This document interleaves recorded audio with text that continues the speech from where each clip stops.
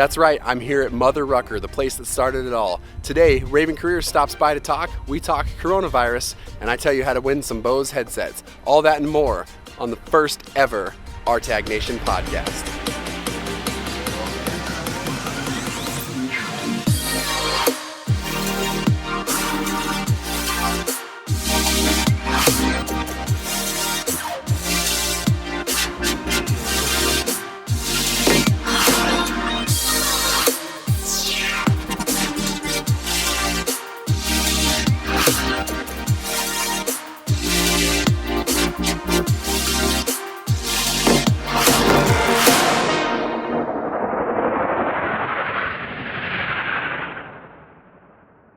Well, hello and welcome to the very first RTAG Nation podcast. I am so excited that we are finally able to get this up and posted, and it's been a bit of a journey, as you can imagine, over the last few weeks. I actually had a lot of this completed and ready to go, and then, as you might imagine, a lot has changed, so we decided to go back, re-record a lot of the information, and really get something out that was a little bit more accurate for what's going on in the industry right now. I do want to take a minute before we get started and before I dive into this and say a huge thank you to Bose. Bose Aviation headsets, as you know, if you've been to any conferences, have been a huge partner of ours. In fact, they have partnered with us to sponsor the first 4 podcasts for this year. And with that, there will be a Bose headset giveaway. They've given us headsets to give away. We'll tell you at the end of the show how to get those headsets. But we want to take a minute to thank Bose and tell you a little bit about Bose. Like I said, today's podcast is sponsored by Bose Aviation. With over 30 years of serving active noise-canceling headsets to pilots, Bose is known for performance, quality, and reliability. The A20 headset, which is the masterpiece that has been around for a long time, has 30% greater noise reduction than any other conventional aviation headsets. It's one of the lightest, most comfortable on-ear and around-ear headsets on the market. They also have the new ProFlight Series 2, which builds upon the advanced technology of the original. If you had the ProFlight 1, this ProFlight 2 is amazing, and it builds on those, and it makes it the most lightweight, compact, and comfortable aviation headset Bose has ever made. To find out which Bose headset is right for you, and in thank you for them sponsoring these podcasts as well, I'll put a link in the description, but you can visit bose.com/aviation. Again, bose.com/aviation. I just want to throw a big shout out to the guys over at Bose that have worked so diligently with us. And as you know, if you're part of the RTAG Nation Facebook page, Ken and his team and those guys that are over there, and Chris, they always try to post something just to really make a difference in our community. And as a side note, I have a Bose A20 and a Bose ProFlight 2 review going to be coming out, put on the YouTube channel, so look forward to those. But again, we just want to say thanks to Bose for sponsoring this podcast. Well, now that we've got this officially underway, I do want to point out that, as you can tell, I am still living in the camper with the family. And we've got our house being built in Texas, and once I finish with the course here at the home of aviation for the Army, Fort Rucker, we'll head back and I'll get a studio working up so that we can get these out with a little bit higher set value, although the table/podcast studio/kids bed is working out pretty well for us so far. But we just want to take a quick minute and talk to you about what this podcast kind of hopes to deliver to you, hopes to do over the next few months, and just kind of a description. Again, today will be the first one. It'll be a little different than most of them. Most of them will have different sections and segments throughout the podcast. We wanted to take a few minutes today with an interview with Raven Careers, James and Jason, just to kind of touch specifically on what's going on with the coronavirus, what's going on in the industry, really what's going on worldwide, and then how it affects you in the United States. So we did want to take that few minutes and gear most of the podcast towards that, getting the best information that we could in a timely manner out to you. But just over the next few months, how this is going to work with the podcast is on the YouTube channel, we're going to have more videos than just this podcast. So we'll have videos, I'll have reviews posted up, We're going to put videos. I think I already have the FCC video, how to get your restricted operator's license there. We're going to have things like neat things to take on trips. I've got reviews of Strong bags and of some Luggage Works bags coming up that I think will be really helpful, hopefully. And then we've got lots of giveaways thanks to our sponsors coming up through those. And then this podcast, for the time being, is going to be one a month. That'll be 45 minutes to an hour of what we can do to get you the best information for the industry. That might change and really morph a little bit depending on what happens over the next few weeks with this virus and how it's taking shape in not just our industry, but across the board. But the simple fact is that at RTAG Nation and at RTAG as a whole, our goal is to match veterans up with aviation career jobs. Maybe not specifically flying. Maybe it's you want to do maintenance. Maybe you want to do some sort of management. But our job is to make sure that you have all the info you need to transition out of the military successfully and turn all of that education and experience and be able to continue to serve people around you just in a different capacity. So we want to give you the best information for that. So a few things that we want to do is we want to keep you informed of all of the latest opportunities that exist for veterans within the aviation community. And again, that's not necessarily just fixed wing, that may be rotor wing, that's maybe contract jobs, that may be airline jobs, that might be 135 or Part 91 operators. And we'll explain all those. If you don't know what that means, we'll get the information to you.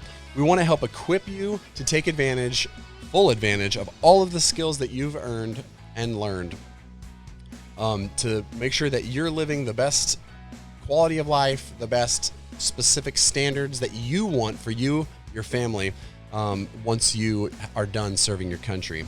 And then we want to help give you the tools to avoid some of the pitfalls in the industry, which that's going to kind of fall in today. We got people lined up. I have interviews lined up all throughout the next coming months with airlines, with resume preppers. Today, we're going to talk to Raven and give you hopefully some tips and techniques to take advantage of the time maybe you have left in the military or your transition period, or if you're already in an airline, what you can do to make yourself ready for anything that might happen, any pitfalls that might change there in the industry. And then we also want to be a voice for veterans that tells everybody in really the whole world the capabilities that veterans have, that veterans bring to the table, that members that have served this country can do for civilian entities. And we focus most of that on the aviation centric industry. All right, with all that said, I'd like to jump right into the podcast today so we can get to the interview, which I think will be really kind of the heart of this podcast today, and I think that it will help you get a grasp. James and Jason really have a good insight on the industry and kind of things that are going on, but I think it'll give you a good idea of what is going on around us and kind of how we can prepare for that. Normally, I would have a section right here where we would do what's called In the News and talk about news that's facing the industry, maybe some DOD news that affects our National Guard and Reserves or people that are still yet to transition. But today, and then part of that would be a question of the day that we can use in the comments section to kind of start a dialogue. And then what I'd like to do is we'll transfer that over onto the RTAG Nation page and just kind of keep those dialogues going so that we can get different opinions, but really that we can see so many things answered from different phases and levels of where people are at, maybe coming still in the military all the way out to 20-year veterans of the industry. But obviously, COVID-19 is the news right now. I do want to give you some good news as of 29th. There's some really interesting articles out there, and if I can grab them all in time, I'll link those in the description. But there's some interesting articles if you like science or epidemiology or things that kind of show how viruses work. There's some interesting news about looking at the numbers of people tested versus numbers of people who are dying, maybe the mortality rate. It actually could look better than we originally thought, which is exciting. We'll have to see again. The true answer to all of this is we just don't know. You'll hear a lot of things over the next few weeks that a lot of numbers and a lot of facts, and the truth is we just don't have enough information yet to tell. I like to do a lot of research and get pretty nerdy with things, and so I've done that recently. And based on numbers that we're seeing, I think that we're actually, again, this is my opinion personally, but I think that we're actually going to see a lot quicker recovery on the backside, because I think as some of these tests start to unravel and we start to get more testing. I think the FDA just looked at a test that could tell you whether you had the virus within 5 minutes. If we start ramping up testing and those numbers start to increase rapidly, but we see that mortality rate stay roughly the same as far as not necessarily the percentage, but we see that death rate stay the same, then I think it's going to give a lot more hope and a lot more excitement towards the end of this, that we can know that, maybe millions of us have already had this. That's a possibility. That would be wonderful. And that really the mortality rate looks a lot more like the traditional flu. Plus, there's a lot of treatments that are being tested right now. I won't even talk about it because I can't pronounce the word that it is, but there's a lot of treatments that I think could be, hopefully we'll see in the next 24 to 48 hours are actually working to fight off some people that are ill. If you know somebody, I personally do know a couple people that have the coronavirus. If you know anybody that has the coronavirus, that, obviously keep them in your prayers and your thoughts. And, we want to, if you're watching this and you do, and you're quarantined in your house because you do have coronavirus, we are, our thoughts and prayers are with you. And we are hoping that this goes quickly and goes smoothly. So we are always thinking about anybody who's affected. So now, without further ado, in today's interview, we do have James and Jason from Raven Career. If you have been to any event with us, you know that they've been with us since the very beginning. A lot of experience in the industry, and I wanted to take some time to talk to them, see their thoughts about it. Again, I want to apologize quickly for the audio on my part. Both of the other guys sound good. This is recorded on the computer. We're obviously doing the social distancing, and so we had to record it with video chat on the computer, and so I recorded that earlier. And let's jump over to that and talk to James and Jason.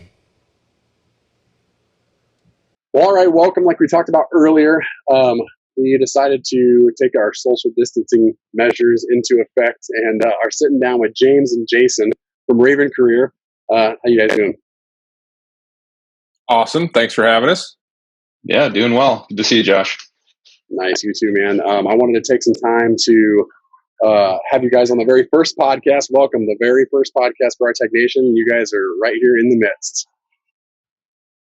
Yeah, it's an honor.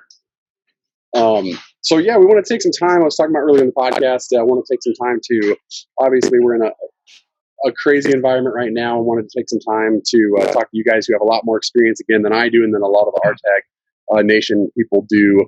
And just kind of talk through a little bit of this, the COVID stuff, the virus, how it's affecting the industry, maybe give some realistic expectations, some reinforcement in the long run, things like that. And just had a few questions, and really appreciate you guys sitting down with us. And we wanted to say we love Raven. If you haven't noticed, they've been involved with us since the very beginning. James has done a ton for us. We appreciate that, man. Thank you so much for everything you've done for RTAG. Yeah, we appreciate the support from the community. That's why we're excited to be here on number one. Number one. That's awesome. And if you don't know Jason DeVernay, I don't know where you've been. So he's been around. He's been around a while with RTAG since the very beginning as well. And he has been working with Raven for how long now, Jason? I think officially, I guess, since October. Unofficially, awesome. It's been a lot longer than that. That's right. He's just now been allowed to come. Well, are you talking about when I hired them or when they hired me? That is true. That is true. That's pretty funny. Yeah. Everything on the table as well. I got to know James dealing with RTAG, but I also hired Raven as well when I was getting ready for my Frontier interview. And so I can tell you that, speaking from personal experience, it was amazing. And so I really do appreciate that.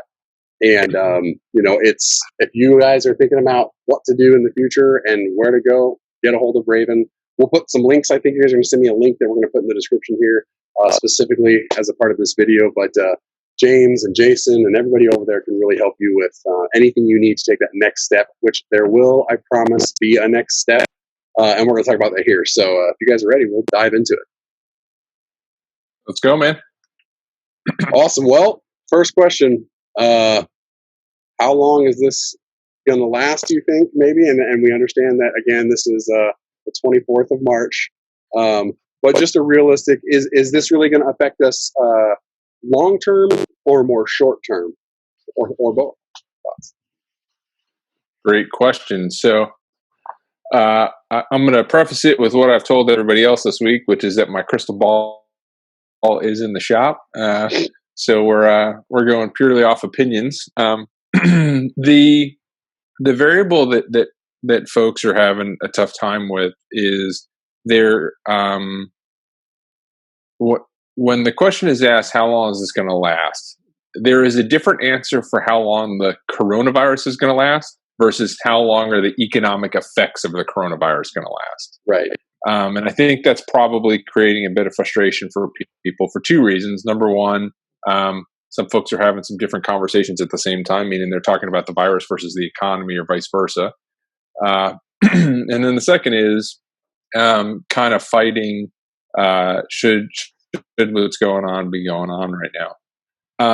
The easiest way to answer this question is that we won't know how severe the coronavirus is going to be until probably mid to end of April. And that's going to give us a lot of really good insight in terms of how long the economic effects are going to last. Between now and April, companies are basically fighting to survive, and aviation, non-aviation doesn't really matter, right? Everything from your local restaurant all the way to your airline is just trying to financially survive to the end of April. Because between now and then, as I'm sure a lot of folks are realizing, life's kind of slowing dramatically in the United States. We in Ohio and in Michigan have gone into shelter in place, meaning can't leave your house unless it's basically critical. I mean, you can go work out if you need to, but they basically want you staying inside. And if people are staying inside, they're not engaging in the economy. And so if we have a coronavirus that has a much more dramatic effect than we anticipated in April, it's going to take significantly longer for the economic impacts to subside. If it's shorter, it's still going to take a decent amount of time. It's just questionable as to how long. The difficulty that the airlines are struggling with right now is they survive on future bookings. So to give a good kind of simple scenario, let's say mid-April, the coronavirus ends up being really mild, right? I want to be sensitive when we talk about death, in that not sounding flippant, but when you're seeing figures of 15 million, 20 million people could die, right? I think we could probably collectively agree that comparatively speaking, if, 3,000 people died, that would be significantly less than what we thought the impact was going to be. So end of April, 3,000 people die. We go, hey, this whole coronavirus thing was really, really overblown. The problem is you've likely still missed the summer travel season, which is the busiest of the year, right? Because people book travel out 1, 2, 3, 4 months in advance. So that's number one. Number two, when you shut down the U.S. economy, right? Shut down restaurants, shut down travel, shut down everything, right? People have to recover from that, which means they don't have excess cash to spend. True. And the question becomes, how long does it take before, not only until they have the excess cash to spend, number one, but then number two, how long until they're comfortable spending it? The example that I use to kind of illustrate the order of magnitude that the psychology of it affects is, a lot of people 3-4 weeks ago were talking about how comparing the coronavirus deaths to the amount of people that die in U.S. car crashes per year. So I saw a statistic for 2019, roughly 38,000 people died in car crashes. And they were talking about how, we could have 5,000 people die of coronavirus nationwide. That would pale in comparison to how many people die in a car crash. What's the big deal? And the comparison that I used for that is if we go back to September 11th, right? Roughly slightly over 2,700 people died in New York on 9/11.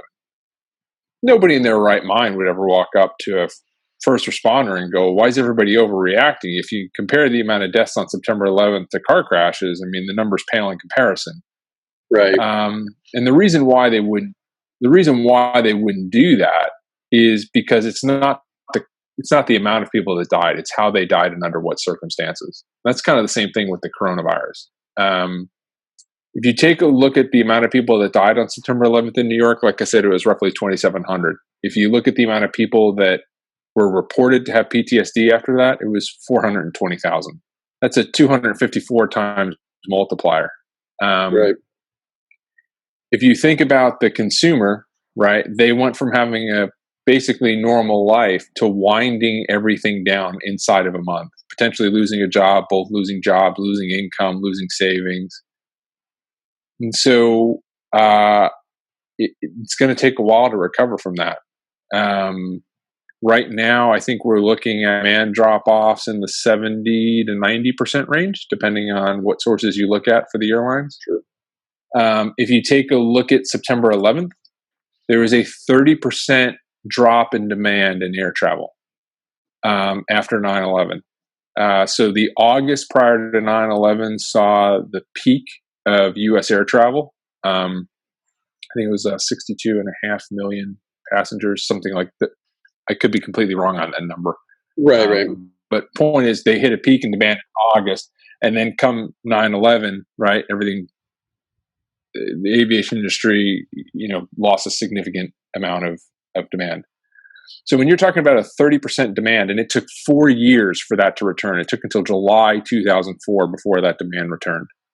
And when you talk to airline CEOs, they said it was significantly easier to convince people to travel because once they put security measures in place like TSA, which we won't go into, talking about whether TSA, how great TSA is or isn't, right? But TSA, secure cockpit doors, so on and so forth, right? They were able to boost up confidence, and that took 4 years.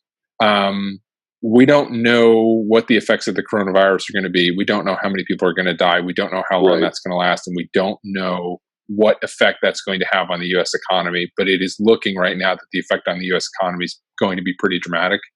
And if we use September 11th in 2008 as benchmarks in terms of black swan events, they didn't recover very quickly. You're talking 3 to 4 years.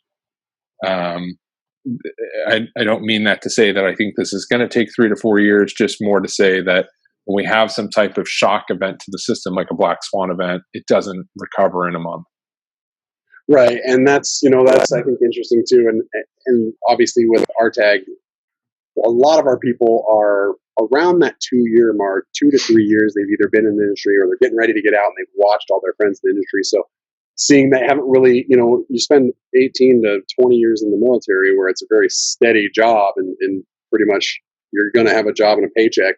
I think sometimes they see that, oh my gosh, the airline industry is going to be terrible, but the realistic, what I'm trying to kind of tell people is realistically, it's everywhere. I mean, unless you want a job at Domino's, who's hiring 10,000 people, or you want a job somewhere that, is hiring right now, there's really nobody hiring. I've talked to people everywhere outside the transportation industry. There's very few that are hiring. So I'm trying to give people hope. You can get a job in a grocery store right now. That is true. Like I said, Domino's, if you're a nurse, deliver like yeah. Yeah, if you're a nurse, you're ready to go.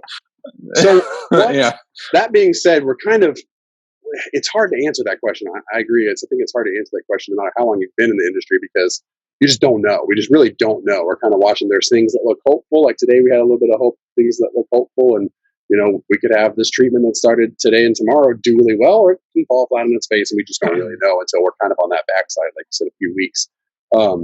So then really, I guess one of the things that we've got to look towards what our viewers are going to want to know is what are the kinds of things that they should be doing right now. Anywhere from if you're in the industry or if you're, let's say, 6 months coming out of, getting out of the Army and going somewhere. Because there's a lot of people I know that's affected while I'm coming out and I was going to X airline and that airline doesn't have an RTP anymore, or I'm going, where should they be looking or what should they be doing with their time to try and kind of help work into maybe easing some tensions or figuring out some things to do in the meantime. Sure. So in the short term, Probably. And when I say that, I don't mean eliminate it. I mean limit it. So probably no more than about 30 minutes in the morning, 30 minutes in the evening. The reason that I say that is that, and I've been saying this for a couple of weeks, there are going to be opportunities that are going to pop out of this. Now, the deeper the economic effects, or the worse the economic effects are, means there will be less opportunities than there are people that are looking for them. Right. And so what we do now is we try and clear our mind of any preconceptions on what's going to happen. Okay. And the reason for that is because when the opportunity pops up, if you have yourself pre-mentally set, hey, this is how this is going to go. I'll give you a really easy example, right? Somebody says, hey, look, I think the airlines are going to be in a rough go for the next 5 years, right? And I think really corporate aviation is going to be the place to go. You've set yourself mentally up to make a right turn, which means you're not looking for what's going on over here. So right. When an opportunity pops up that doesn't fit that mental framework that you've set, you're going to miss it. A really great example, Jason has spent some work over the past week talking to companies that are actually hiring. While yes, passenger carriers are getting hit pretty hard, cargo is looking pretty bullish right now. And I'd actually like to kind of throw that over to Jason for a little bit to kind of talk about what some of those opportunities are, and maybe ask people to think through why, while he's talking, was that something you thought about before he brought it up? And if the answer is no, that kind of illustrates why we don't want to have ourselves too rigidly set right now on our sites, because we're going to miss all these things that are moving alongside of us that we could take as an opportunity.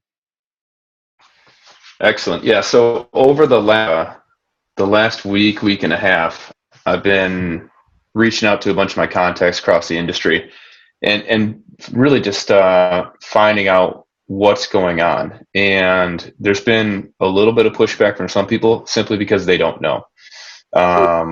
Talk to a couple departments and they don't have answers, and that's completely understandable because things are changing so rapidly. I have been fortunate this week to have prepped people for interviews for an ultra low cost carrier that's hiring into a pool, a major cargo operation, and a really large ACMI carrier. And in talks with the different carriers, there is a light in cargoes. We've got some of our clients that are inside of these companies, and we've reached out to them directly to get a feel for it. And there's a feel of growth coming. There's a feel of stability. And then I reached out directly to some of the department heads, and I have confirmed there's one company that's planning on hire upwards of 500 people this year. So the cargo carriers are doing well. One of them just recently had their most profitable month ever in their business. Yep. So there's a light there, and you certainly need to consider, does that portion of the industry fit in, or can it fit into your career goals? Yeah, that's a really good point. Again, like you said, if you say, oh man, I only want to fly for X airline, you really put yourself kind of at a disadvantage, I think, like James was saying. And Jason, I think you hit it on the head. I've been looking as well and seeing some of these different airlines that maybe not working so considered earlier that are like, oh, hey, that looks pretty good. And then, so I guess talk about what if, that's really good for people that are getting ready to get out, or that are looking to make that transition or jump, or maybe at a regional that, we've seen stuff with the regionals lately. And I, unfortunately, I don't know that it's going to stop. I think we've got some more that are probably going to feel the brunt of this very, very, very hard.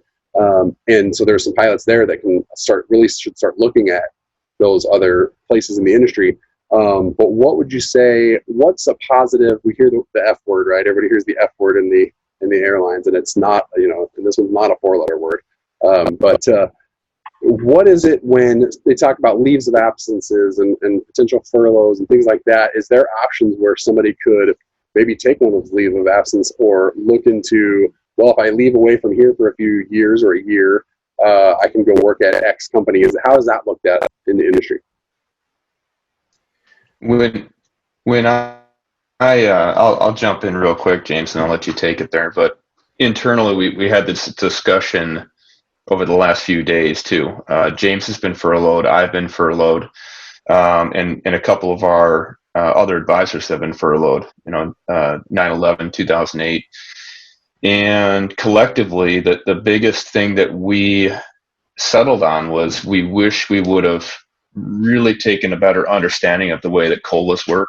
Myself particularly, if I would have taken a early out long-term COLA, early furlough, it would have put me in a position to where I would have been able to go out into the industry and go after jobs before it got ultra competitive. I was fortunate to find a soft spot to land, and actually a place that I absolutely loved to work at. It's a great company, and it propelled me down a completely different trajectory than I'd ever planned on going. You got to really read the tea leaves and figure out what kind of opportunities are out there. Pay attention to what's going on inside the company to see if you have those opportunities to maybe get out a little bit early to where you're going to be a little bit more competitive in the marketplace. James, do you want to add to that at all? Sure. So before I expand on that, just in case anybody's unaware of what a COLA is, right? It's basically a voluntary unpaid leave of absence by the company. One of the things that folks lose sight of is if you think you're in range of furlough, right? And I would argue if you're at the bottom 27 to 33% of a seniority list right now, you're at least in danger of it. Doesn't mean it's going to happen, but you're in danger of it. The folks that end up on the street first, because a lot of times furloughs happen in tiers, meaning they don't let the full amount of people go at once. They do it in stages. The folks that are on the street the earliest have the first go at the opportunities that are out there, jobs, in aviation, outside aviation, so on and so forth. And so understanding that, there's a couple of things to do that are tough for people. So the image that I think of in my head is from Braveheart, when they're standing there and the horses are coming at him and he's screaming, "Hold, hold." And it's kind of that mentality of you have to wait until the right time to strike. And so when you can see that storm brewing, that's the time to start doing things like updating your logbooks, updating your resume, getting your LinkedIn profile put together, and warming up your network.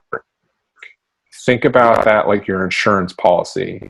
They're relatively easy to do. If you don't need them, it's fine. You just sit them aside and it's no big deal. But if you do need them, you are going to be prepared to take an action likely 4 to 6 weeks ahead of anybody else that's competing against you for that same job. And I think it's, sorry to cut in. Ahead. We got a little bit of lag, but I think it's important to understand too. And again, it's March 23rd at 6:40 Central Time. Right now, we know that in the first 2 weeks of April, there's going to be 1,000 qualified pilots furloughed from an airline already, or from airlines combined at this point. There's plenty of others internally that we were hearing grumblings about that we believe will happen. But at this point, that's confirmed. That's 1,000 pilots on the street. So one of the last things I think, I appreciate all the answers, and I think it's we got some really good information. I think some stuff that's very real information, but things that are also very positive as well. Everything we do is risk based, right? So we're figuring out ways, and I think you guys have offered a lot of ways to kind of mitigate that down to the smallest percentages possible.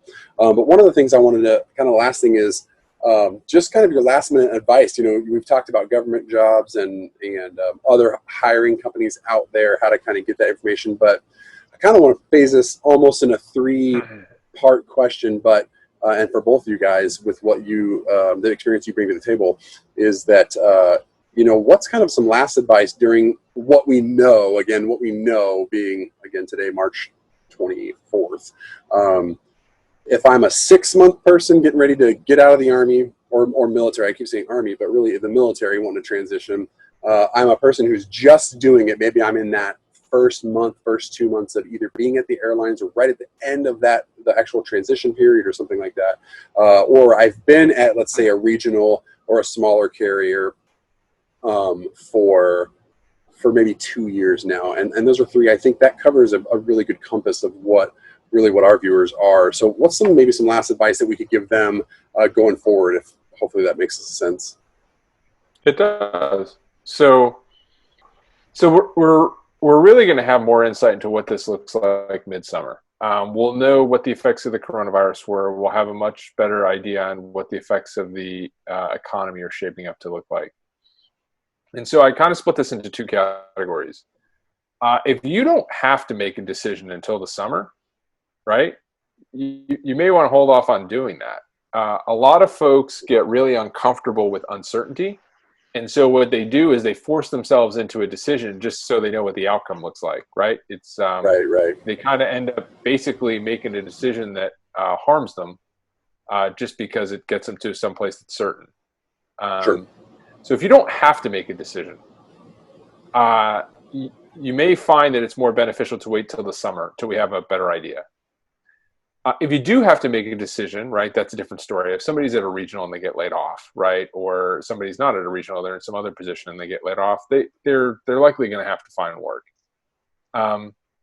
In that case, the biggest thing that I can say is a lot of folks try and get back to where they were. So let's say you're making $80,000 a year. Just use a random number, right? And they lose their job. What they do is they go looking for other $80,000 a year jobs, as opposed to looking for a job that will cover whatever their costs are. So I'll give you a real simple example. In 2010, I got laid off. And at that point in time, unemployment was $1,600 a month.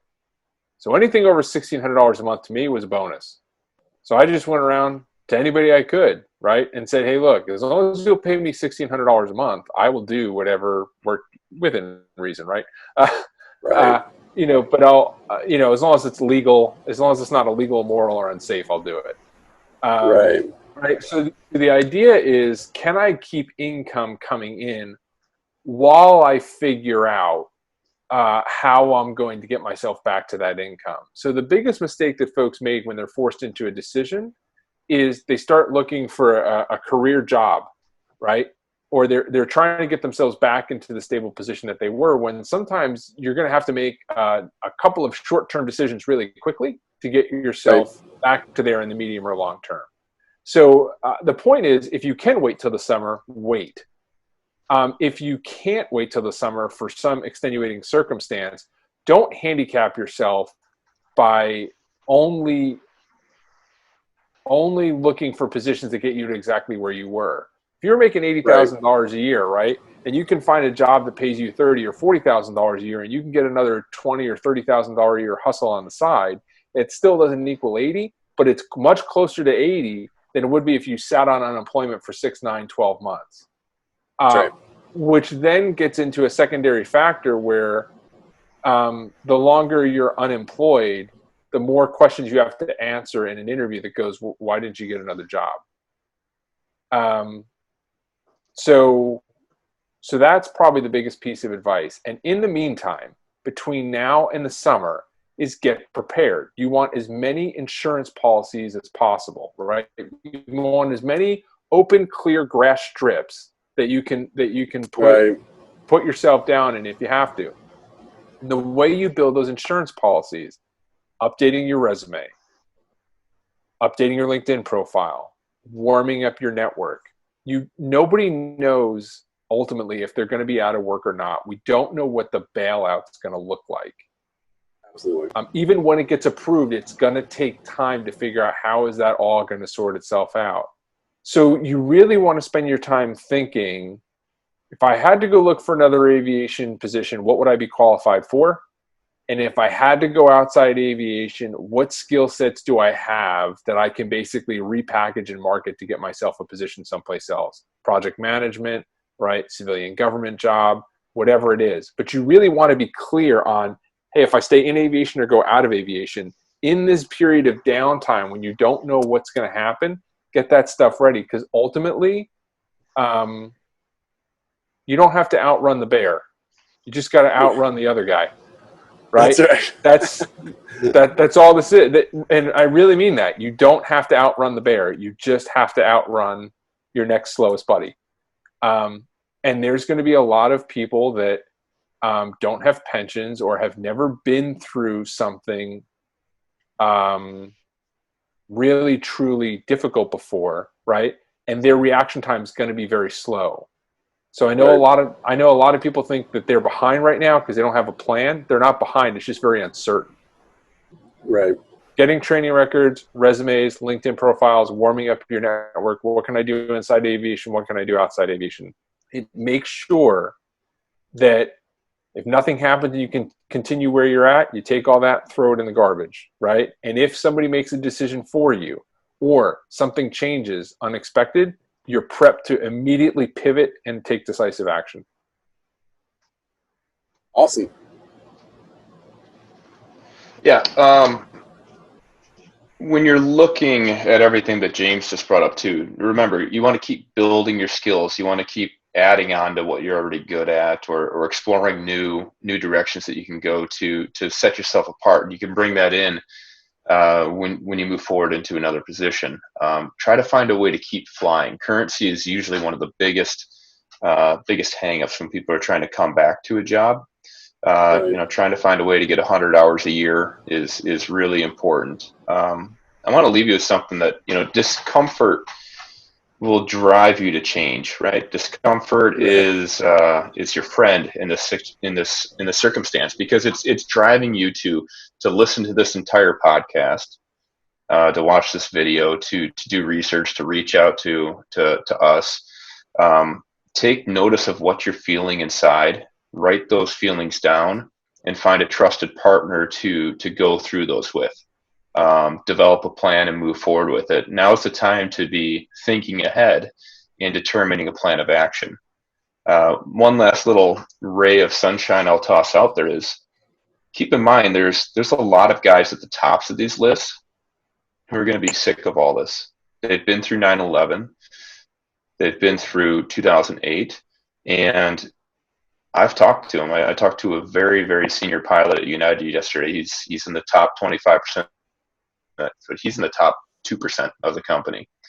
And he's looking at getting out with a couple more years remaining. Look at what American offered their top guys. So this isn't all doom and gloom, but it is a time to take notice of what you're feeling, address those concerns, and try to find the best path forward through that. Yeah, I actually just saw today about there's roughly 500 or more already. They're expecting to take that early retirement there from Americans. I mean, that's a huge deal as well. What do you guys? American, yeah. I talked to a senior A330 captain. I actually forgot about it until you just mentioned it, Jason. Talked to a senior A330 captain earlier today. We've been talking with a lot of very senior pilots who have been through furloughs in the 80s, furloughs in the 90s, and furloughs in the 2000s. You're going to see a lot of content coming out from us here coming up on kind of what to do, what to think about, how to look at this. And so I was talking to a very senior A330 captain, and he goes, it was like 500 pages, but I got my retirement paperwork today. I signed it all. I'm putting it in. I am retiring in 6 days. He didn't know his last flight was his last flight until 2 weeks after it, right? Because he was supposed to be doing flights this month, next month, the month after, right? He only knows now, looking back, hey, I guess my last flight in the jet was, I think it was 2 weeks ago. No water cannon. So, yeah, there's no water cannon. There's no, he had a bunch of friends that paid for tickets that were going to come on the flight with him. He had his whole crew lined up. It's all gone, right? And he said it was the best decision he's ever made in his life. He goes, I have no regrets walking away right now. You're going to see guys at the top that have financial reasons to retire now are going to do it. And so don't be surprised if that adds, once again, we don't know how much. But every one of those guys at the top is 3 guys at the bottom, total comp-wise. That's right, yeah. It is. Every one of them that leaves is 3 guys from the bottom. So we don't know how much easing that's going to create. We don't know how many people are going to take that. But you're going to see some things happen that you won't expect, which is why I said don't tunnel vision into thinking you know how this is going to go. You just don't. You know, I had an hour and a half long discussion yesterday with that very senior United pilot, and we were talking about financial aspects and things that people do when they get their dream job, right? And I've always had this rule where I live in a way that if I am jobless, if I can't fly airplanes, if I can't work with James here at Raven, I can go work at McDonald's or Burger King and be their best employee and still pay my bills. That's my metric. And I said that to him, and he goes, you know what? I was the number 1 pilot at Eastern. I'm number 10 on this airplane here at United.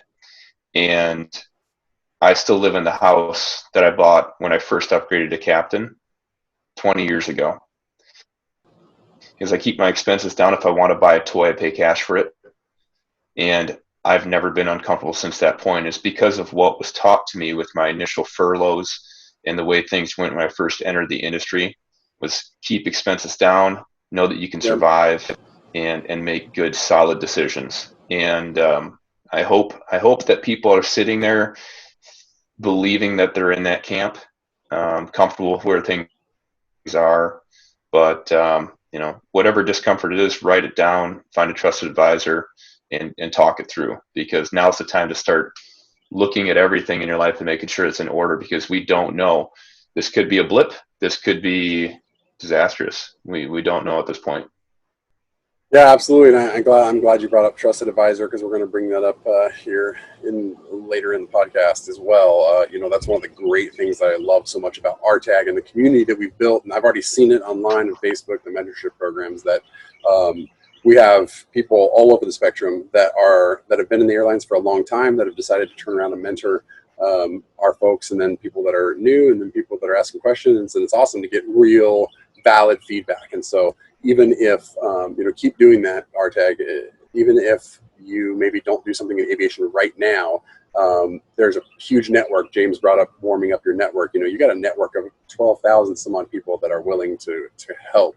And that's a great thing that I like about RTAG. And I think that's why it brings quality people like James and Jason into the fold, wanting to help us out as well. So, and hey, something just real quick on the networking.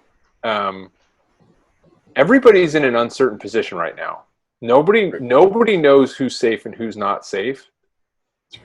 And the reason why that's important to recognize is when you call your buddy that you haven't talked to in 4 years, they're going to be just as happy to hear from you as you are that they picked up the phone. None of us know who's going to be in a position to help someone or be in a position to ask for help. I've had a number of clients and friends that I haven't spoken to in 3, 4, 5 years that have reached out, and every one of them has been a positive conversation on both ends. So don't let fear of reaching out to someone you haven't talked to in a while stop you from doing it. You don't know if you're going to be in a position to help that person or if they're going to be in a position to help you. And given the level of uncertainty, I think everybody wants to do as much as they can to help each other. So don't let that fear of rejection hold you back from reaching out. Awesome. Good point. Well, hey, thanks so much, guys, for this. I really appreciate it. I know I said earlier in the podcast that we'll have many more of these with Raven and giving us advice and continuing through this process, regardless of what happens. I think it's a good idea to have you guys in. But again, I really appreciate it. And they're going to send me a link. We'll put a link down in the description to just get a little bit more specific information or sign up for hopefully to sign up for you guys' email as well, because I get those and I think they're great.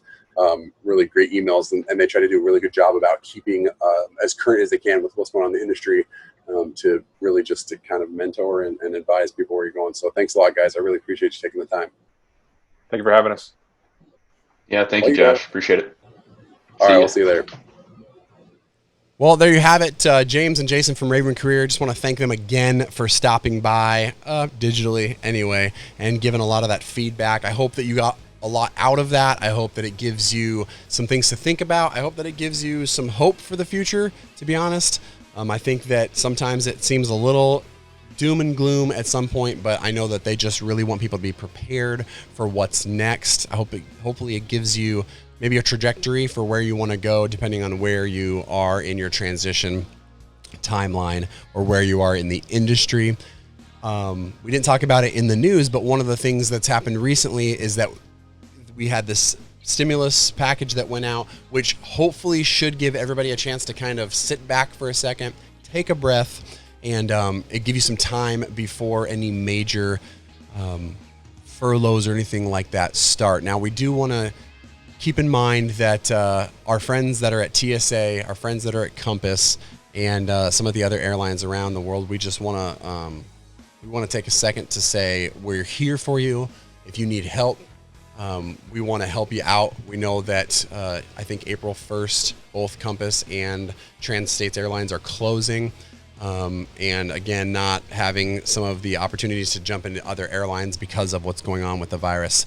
We just want to put out right now for any of our pilots that are watching this, any pilots that are with Trans-States or Compass, hit us up, shoot us an email, let us know in the comments section. I will be reading them. If there's anything that we can do to help. We have such a wide, diverse group of people here that are willing to help in the RTAG Nation Facebook page that will jump at an opportunity to take care of people that really need help finding jobs, or I've already been seeing job placement ads and people throwing things in RTAG Nation to help everybody out.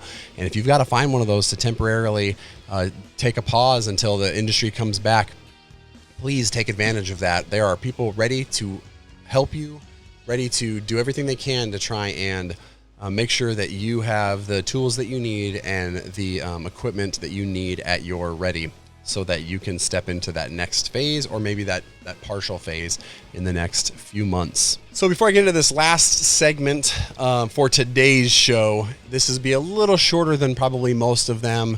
I'm putting together a longer show for the next month. Obviously, we'll have a lot more information, so stay tuned. If I get any quick information that I think needs to go out, I will put a little short excerpt on YouTube as well. Again, those of you who are joining us on iTunes or SoundCloud, downloading the audio podcast, today actually works out pretty well because you don't really need to see any of us to get the information out today, except for maybe some of the logos for the advertisements. But before we get into this last section, I just want to take a second to talk about another partner that has been with us since the very beginning, and that is Infinity Flight Group.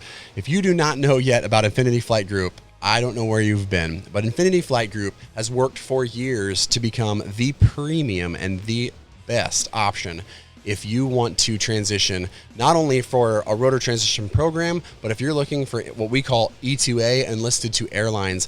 They have a wonderful program. Infinity has been at every single one of our events and our shows. They've sent a lot of money our way at the very beginning to help us out as a community, as RTAG, and they've invested a lot of time and effort into us. And so they've partnered with us as well on these podcasts, and we want to say a huge thank you to them. A link to the description in the description below for Infinity Flight Group. If you're looking to transition, I will tell you, take a look at them. It's something that you can use your full GI Bill for. You only have to do a tiny little bit out of pocket, and I'm talking less than $1,500 for your entire program. They're partnered with a college so that it's part of an associate's degree program. You can walk in as an RTP transitioner, and you can get everything done in residence in 4 months, collect BAH, have the GI Bill, pay for it. It's 100% done. I will tell you that, well, I'll put it up in the comments below, but any of you that are watching this that have gone through RTP at Infinity, feel free to comment. There has been a lot of people who have reached out to me. There's a lot of people who have talked about them on all of our Facebook pages and our social media platforms that have incredible things to say about Infinity. The way that they've been treated there, the way that the interaction has gone between the flight instructors and the students. They really are tailored to make sure that the experience is good, but that the quality of training is good as well. So make sure you check them out. Infinity Flight Group, again, link in the description. And we just want to say thank you for them being such a wonderful partner of RTAG. And now I want to dive into just the last segment, and that this will close kind of everything on every podcast. And it's called Greasy Side Down. And for those of you who don't know what greasy side down means, you can ask one of your military people. But really, the old joke is that as long as we keep the greasy side down, everything kind of will be okay and work our way out. And so I want to take the time in these sections to really just talk about something that's on my mind, maybe give you some mentorship, and hopefully give you a little bit of hope, specifically with this podcast, give you a little bit of hope of things to come. So let's dive right into Greasy Side Down. Today's Greasy Side Down kind of concentrates on what's going on in the world around us, the industry, maybe your own family or own life. And I wanted to take a minute to talk about a few things that hopefully will give you some hope for the future and just a little bit of mentorship. And really, I want to call this, You Are a Warrior. One of the things that I love and one of the things that I've researched over time, especially when dealing with leadership and kind of making decisions as a leader, is the warrior caste and how the warrior class levels and caste systems have been around. Really, they predate most of what we consider class societies. We can look back into 5,000 years ago, and we see the warrior castes are kind of somebody who rises up. They're a group of people who will do what needs to be done when it needs to be done. They don't necessarily subscribe to specific ways of thinking as the social norms. They don't really put themselves in political parties necessarily. Again, as individuals, everybody has kind of their leanings one way or the other, but as a part of this warrior caste system, we get things done. And I wanted to really tell you, if you're watching this and you've served, you are a warrior. Whether it's in 2 years, whether you've served in this war, in the global war on terrorism, in any war before, you need to understand that you bring together, and all of us bring together, a specific set of skills and dynamic understandings that we can actually make a difference in the community at large. Whether it be stepping up and being a leader when maybe you're not necessarily a leader, maybe you're in that FO range and you don't consider yourself a leader. There's actually a great book called How to Lead When You're Not in Charge. I recommend you picking that up, and it talks about that. But not just being a leader in being the person who everybody follows, but being a leader in your emotional intelligence, your maybe it's faith, maybe it's your spiritual life that lifts people up. But we are uniquely equipped to handle what's going on in the society that we see right now. When everything's shutting down, when people are scared, frankly, we as warriors, we provide a light for those around us. If you're not using that, I highly recommend you tap into that. People need strength. They need leadership. Like I said, we go back to 5,000 years ago when these caste systems and class systems started to diverge. There was a greater distance between your lower class people and your ruling class. And what happened and emerged from there is this warrior class of people that almost bridged that gap. They were the fighters. They were obviously the ones that went to war. They were the ones that took land. But at the same time, they were the ones that created a system within themselves to utilize everybody else in that warrior class as one. They brought them together. I always think back to, the Trojan armies. I think back to so many of the old school Ottoman Empire, the different ruling areas in the early Asian empires. Now, a lot of those empires rose to power was because of the strength of that warrior class. So we need to make sure that we understand where we sit in all of this, right? You're not just a pilot. You're not just a mechanic. You're not just maybe a flight attendant in this case. You are a person who has a lot of experience serving in the military. And obviously, I don't mean that we're going to go fight this war literally against maybe somebody else. I don't expect Frontier and American Airlines to literally start a physical war with each other. But what it does mean is that we can use that class and that caste system to build upon our own strength. We can find people in the civilian world that we can lift up, that we can pull out of maybe that frustration point with what the industry is going through right now. We can come together because we have all of those things in our kit bag. One of the interesting things that you look at in history when you deal with a warrior class is, the ancient Greeks are really the first kind of civilization that started to bring together the citizen soldier concept. For those of you who are in the Air National Guard or the reserves, like I am, they're kind of the first group that said, hey, let's look at our populace. Let's find the best of those people that we can find, and let's make them both a citizen but also a soldier. And then obviously European societies during the Renaissance and other things like that, they started to construct military bodies and armies by training the better groups of the civilians. They'd bring them in and they'd say, hey, you meet this criteria, we'd like to start training you to, again, in that case, fight wars, but really to provide a protection against threat. And right now we potentially could be fighting a threat, and that threat's not necessarily another country or another human person. That threat is almost ideological, in that we have this virus that is making a huge impact on the economy as a whole. And we can sit around and we can think of ways that we can help ourselves, or we can stand up as a leader and we can find those people around us and we can lift everyone up as a community.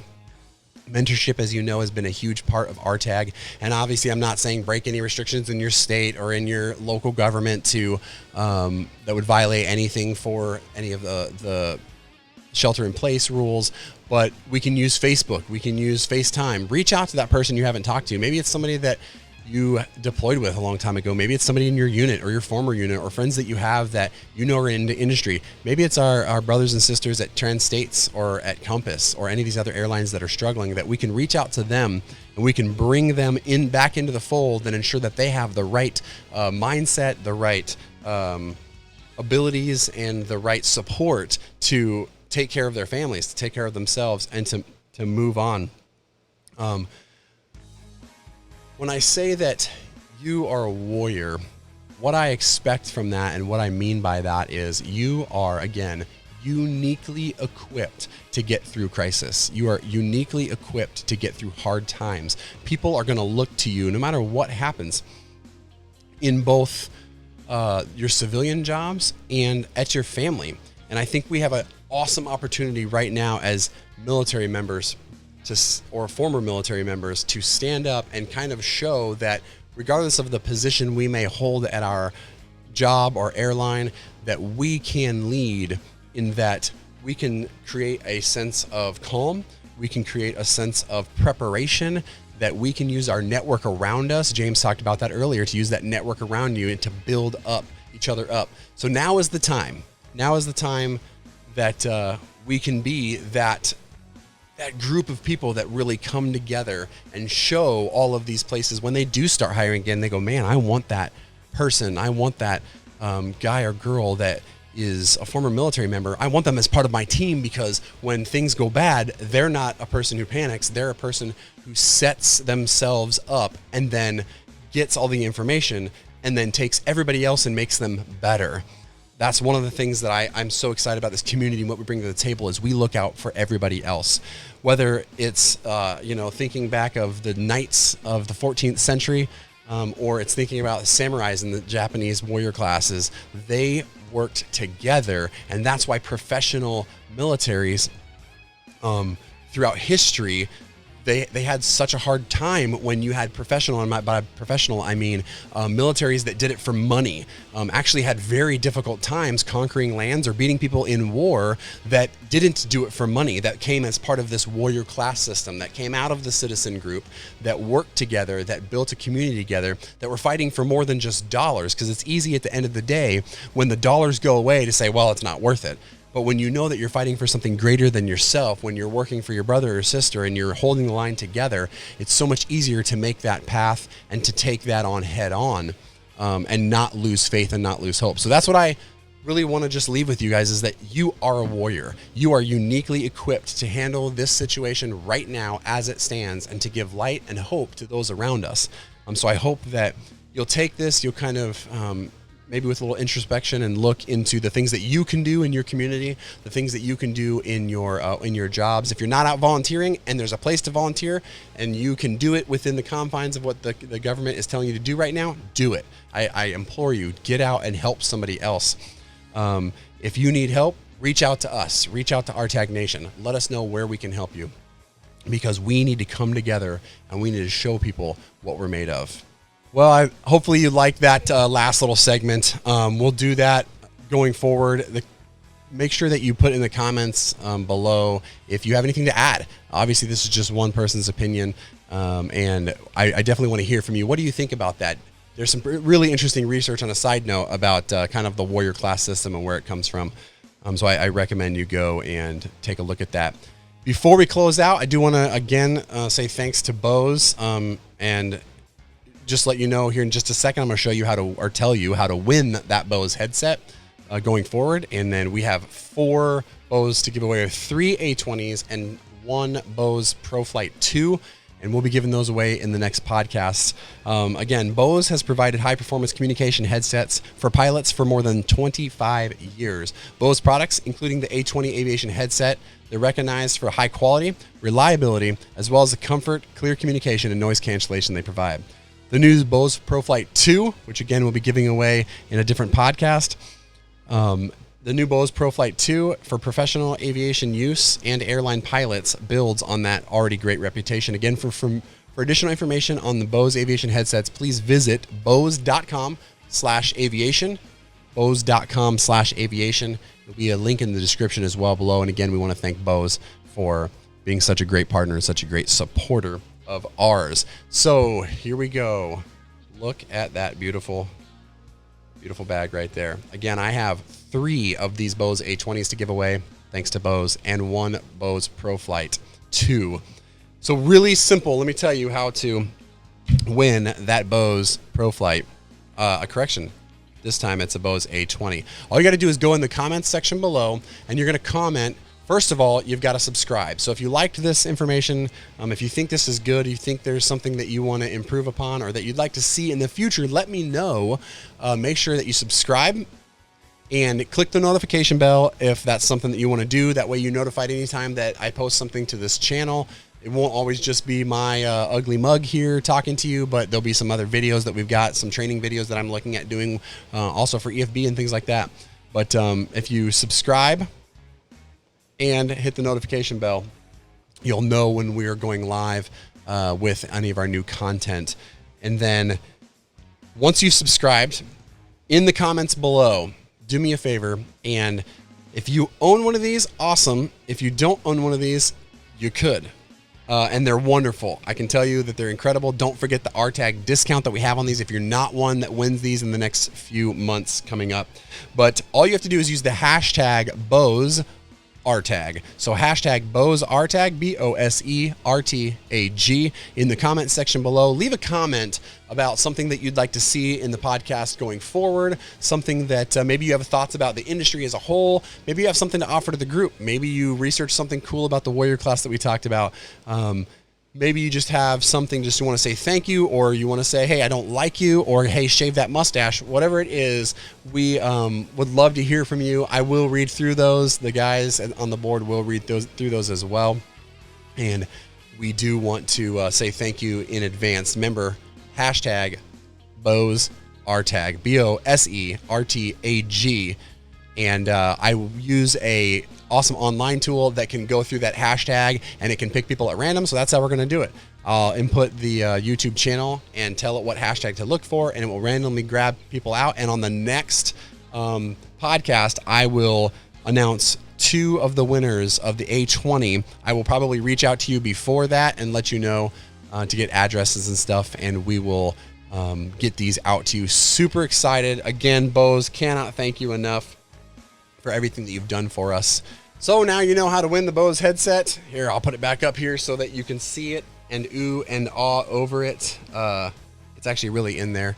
On behalf of Eric, Jim, Tim, and myself. Again, I want to tell you that we talk often as the board.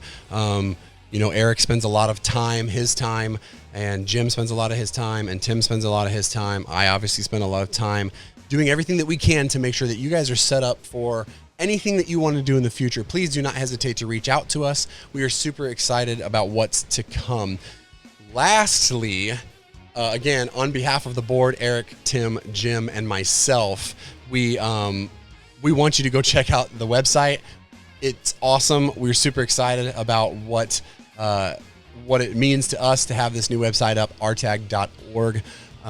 There's going to be articles coming out that are hopefully informative. We'll do as much as we can to keep those flowing. We'll let you know on Facebook, who, if you didn't know, Eric manages right now. Eric crushes the Facebook. He spends so much time getting all of these social media kind of streamlined and set up. So if you get a chance, give him a high five, say thanks, give him a thank you in the comment below. Jim is doing all of our website management and our articles, and he deals a lot of stuff. He takes a lot of stuff off my plate. Again, give him a huge thumbs up in the comments below. Say thanks to him. And then Tim, what doesn't Tim do?